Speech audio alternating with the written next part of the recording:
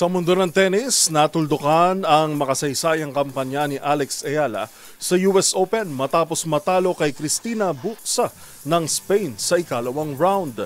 Sa kabila ng pagkatalo, nag-ukit si Ayala ng kasaysayan bilang kauna-unahang Pilipino na nakapagwagi sa Grand Slam main draw sa Open era. Ang mga detalye sa report ni Matchpoint, Mili Borja.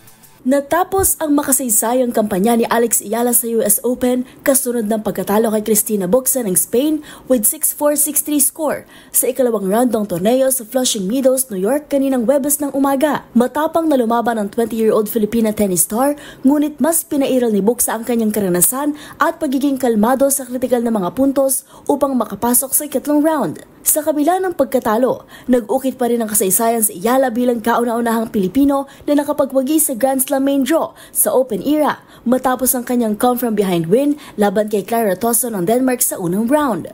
Mainit ang laban sa unang set nang makuha ni Ayala ang 4-3 na kalamangan, ngunit dalawang sunod na pagkakamali sa Game 8 ang nagbigay daan kay Bucsa upang makapantay. Sa ikalawang set, nakipagsabayan si Ayala hanggang sa 3-3 na deadlock, ngunit nangibabaw si Bucsa sa Game 7 para sa 4-3 na kalamangan. Sinubukan ni Ayala na humabol, ngunit dalawang sunod na pagkakamali ang naging sanhi ng panalo ni Bucsa na siyang nagtulak sa kanya sa ikatlong round. Susunod na makakaharap ni Bucsa ang mananalo sa pagitan ni 19 seed Elise Mertens ng Belgium at Lulusa ng New Zealand.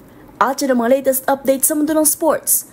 Para sa MBC TV Network News, ito si Mili Borja ng DZRH TV, una sa Pilipinas, una sa Pilipino.